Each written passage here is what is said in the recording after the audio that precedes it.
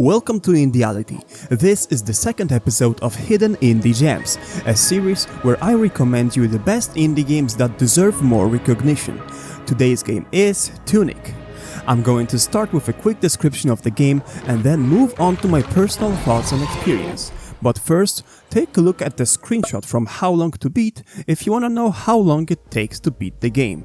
I'm gonna be adding this to all the future episodes of Hidden Indie Gems.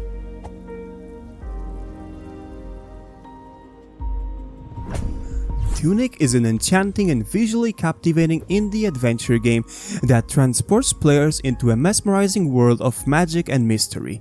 In this isometric action-adventure game, players take on the role of a small fox who embarks on a grand and perilous journey through the beautifully handcrafted land. Armed with a trusty sword and a shield, the fox explores ancient ruins, lush forests, and other breathtaking landscapes, uncovering hidden secrets and solving intricate puzzles.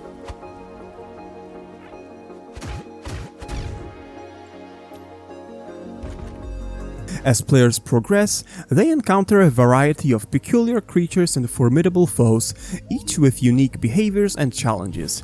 Precise combat mechanics and strategic thinking are required to overcome these adversaries, as well as to navigate treacherous traps and obstacles scattered throughout the land.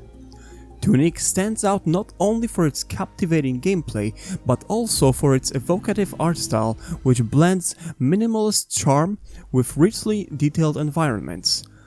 The game's hauntingly beautiful soundtrack further immerses players in this wondrous world, enhancing the overall experience.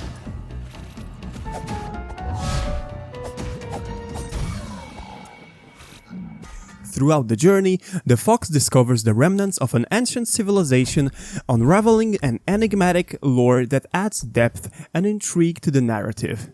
With a focus on exploration and discovery, Tunic offers a compelling and emotionally resonant adventure, leaving players with an unforgettable and heartwarming experience.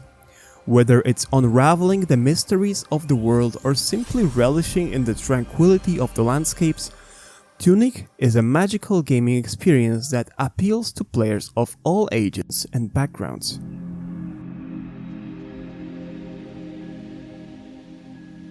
Now that we know what the game is all about, I'd like to share my personal experience with it. If I had to name one thing that makes a good game, I would say originality, and Tunic is the definition of this word. After playing games for more than 20 years, it takes a game much more to surprise or impress me, but Tunic managed to do that within the first hour of my playthrough. The game is incredibly mysterious. It does not explain anything and never tells you where to go. You need to find everything out by yourself, which sometimes is not that easy because the game uses its own language that we cannot understand.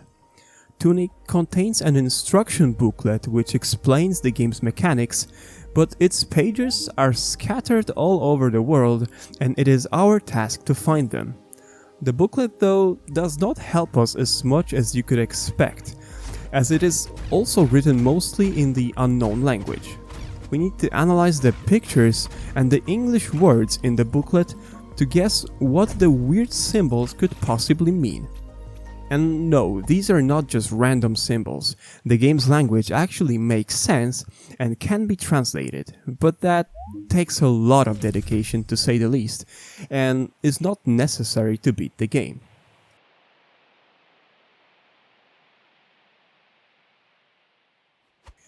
Tunic is a must-play for everyone who loves secrets and puzzles. The overworld is filled with secret passages, corridors, hidden rooms and chests. The game rewards us for walking into every single wall just to check if there is a secret location behind it. There is no right order to explore the world, just do whatever floats your boat and you will progress sooner or later. Some locations become accessible only after you find a specific tool, which kinda tells you if you are in the right spot, or maybe you should go back to previous locations to explore them a bit more and find more goods.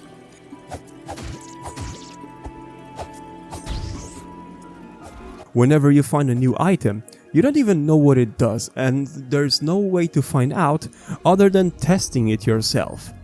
Which is kinda sad, because sometimes you need to waste an item just to see what it does, but that's how the game was designed, and I personally loved it.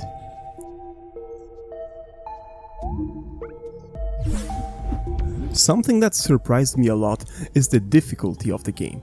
Don't let the looks fool you. The battles in Tunic can be very challenging and sometimes even impossible if you don't have the right equipment. So prepare to die a lot, as it is an integral part of the game. Fortunately, there are multiple shrines which work exactly like campfires in Dark Souls. They heal us, refill our potions, and respawn all enemies.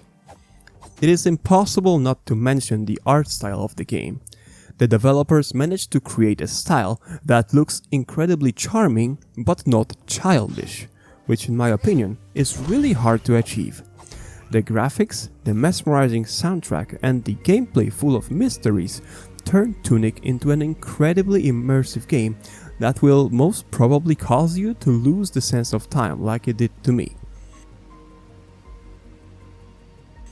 Wherever you go, you will keep finding new things to discover. You choose one way on crossroads, just to find out that it leads to another crossroads, which already gives you so many things to do that you will not want to put the controller down before you check every path. And yes, I recommend to play the game on a controller, even if you play on PC. If all of this did not encourage you to buy the game, I don't know what will. And if you have the Xbox Game Pass, you don't even need to buy the game, as it is currently available in the pass. Thank you for watching, and I'll see you in the next episode of Hidden Indie Gems.